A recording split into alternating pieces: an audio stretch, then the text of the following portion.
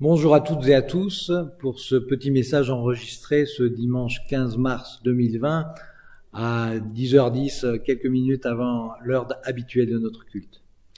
Nous aurions dû nous retrouver ici, toutes générations confondues, comme nous en avons l'habitude pour le culte des familles, pour prier, pour chanter, pour écouter l'Évangile. Nous aurions dû également tenir notre assemblée générale pour parler de la vie de l'Église et lire le conseil de paroisse, nous réjouir ensemble de tout ce que nous vivons au fil de l'année. Comme vous le savez, l'épidémie que connaît notre pays, avec beaucoup d'autres, est venue bousculer tous les événements rassemblant du public. Et du coup, il nous faut nous montrer solidaires les uns des autres, respecter les conseils sanitaires des autorités compétentes, faire notre devoir de citoyen, notamment en allant voter, et en même temps imaginer d'autres manières d'être en lien les uns avec les autres, par téléphone, par vidéo, par la prière aussi, bien sûr, dans ce temps de carême où nous sommes invités à nous recentrer sur l'essentiel. Dans l'évangile qui était proposé pour ce jour, Jésus s'entretient avec une Samaritaine et lui dit d'ailleurs que peu importe en fait le lieu où l'on prie Dieu, que ce soit à Jérusalem, sur le mont Garizim, au grand temple ou à l'espace Bancel, dans sa chambre ou dans sa cuisine, ce qui qualifie l'essentiel de la prière, du culte, c'est d'être vécu en esprit et en vérité. C'est ce que je voudrais vous inviter à vivre aujourd'hui et dans les jours qui viennent, qui seront sans doute un peu différents que l'ordinaire, avec possiblement aussi quelques côtés positifs. Beaucoup d'enfants vont rester à la maison, probablement avoir davantage de temps avec leurs parents, alors profitez de cette occasion privilégiée pour parler, pour jouer, pour chanter, pour prier en famille, pourquoi pas. Évidemment aussi, nous sommes invités à porter tous ceux qui vont devoir gérer cette crise sanitaire, à commencer par tous les soignants, le personnel hospitalier, les pouvoirs publics qui vont devoir faire face à cette situation exceptionnelle et qui devront pouvoir bénéficier de beaucoup de lucidité, de discernement, de courage et de force pour prendre les décisions justes et efficaces qui s'imposeront. Nous pouvons demander à Dieu de leur donner et de nous donner cette paix qu'il promet à tous, en portant aussi dans notre prière ceux qui vivent cette situation avec une certaine angoisse pour leur santé ou pour la santé d'un proche, ceux qui sont dans l'inquiétude face aux multiples difficultés que cette crise suppose en termes de déplacement, d'activités économiques réduites, etc. Nous pouvons prier Dieu, méditer sa parole, tout aussi bien à Jérusalem que chez nous. Nous pouvons certainement vivre aussi un temps privilégié de tête à tête avec le Christ dans notre salon comme au puits de Jacob, là où Jésus justement rencontre cette Samaritaine. Vous trouverez l'histoire de cette Samaritaine dans l'évangile de Jean au chapitre 4. Chapitre 4, c'est juste après le chapitre 3, qui raconte un autre tête à tête avec un certain Nicodème.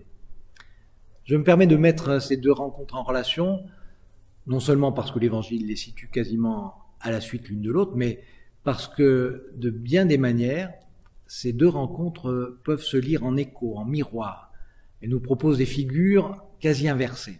D'un côté, Nicodème, un homme sage, respecté, un juif pieux, un religieux membre du Sanhédrin. De l'autre côté, la Samaritaine, une femme, certainement pas très bien vue avec ses 5 maris successifs dans une société qui ne tolérait pas plus de 3 unions successives, et qui plus est, une femme qui est une Samaritaine donc considérée comme hérétique du point de vue du judaïsme. Nicodème vient au milieu de la nuit pour rencontrer Jésus, c'est lui qui prend l'initiative du dialogue. La Samaritaine, elle vient au plein milieu du jour et c'est Jésus qui initie le dialogue avec elle. Mais Nicodème, comme la Samaritaine, vont vivre au cœur de ce dialogue des quiproquos sur l'eau du puits pour la femme, sur la nouvelle naissance pour le pharisien. L'un et l'autre semblent avoir du mal à entrer dans le registre symbolique qu'utilise Jésus, où il est question d'eau et d'esprit, de vérité. Mais si Nicodème va repartir seul dans la nuit, sans que nous sachions vraiment ce que la rencontre a bien pu opérer en lui, en revanche, pour la Samaritaine, la rencontre de Jésus a un impact spectaculaire. La voici transformée en première missionnaire de l'Évangile. C'est toute la population de Sychar qui va entendre son témoignage, qui va faire à son tour cette rencontre avec Jésus et le reconnaître comme le Messie. À tout prendre donc, le sort de cette femme, jugée au premier abord comme volage, étrangère et hérétique, demeure plus enviable que celui de ce notable religieux pieux et instruit qui était Nicodème. Entre les deux, c'est la nuit et le jour, la solitude et la communauté, une vie en pleine lumière ou une vie cachée dans l'obscurité. J'aime cette rencontre, j'aime cette femme qui n'a pas froid aux yeux, qui tient tête à Jésus, et qui, bien au-delà du quiproquo, pousse Jésus à se dévoiler comme jamais ailleurs dans l'Évangile. Quand cette femme lui parle du Messie, Jésus lui révèle ce qu'il n'a jamais dit à quiconque. « Je le suis, moi qui te parle. » Quel privilège que celui de rencontrer Jésus en tête à tête et en pleine lumière. D'un coup, les masques tombent, d'un coup, les soifs superficielles deviennent dérisoires, la femme abandonne sa cruche. Voilà quelqu'un qui lui a dit tout ce qu'elle a fait, dira-t-elle. Et ce regard qui est allé jusque dans les profondeurs de sa vie, non seulement ne l'a pas jugé, ni anéanti, ce regard l'a visiblement libérée. Et elle qui avait choisi de venir au puits à une heure où elle était sûre de ne croiser personne, la voilà devenue la toute première lanceur d'alerte positive de l'Évangile. Venez voir quelqu'un, venez l'écouter, venez vous abreuver à l'eau vive de sa parole. Ne serait-il pas le Messie?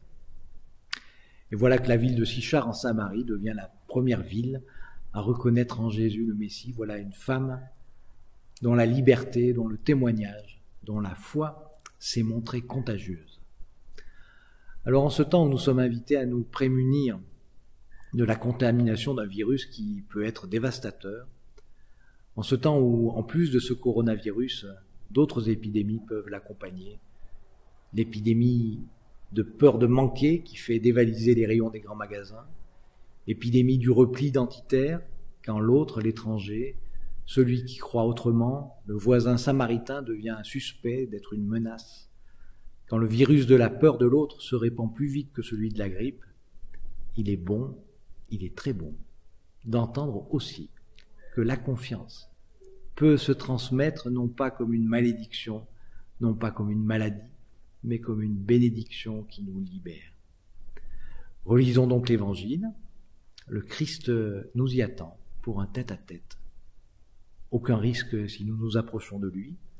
Ce qu'il veut nous transmettre, c'est l'eau vive de son esprit, c'est la vérité qui libère, c'est la confiance qui se multiplie.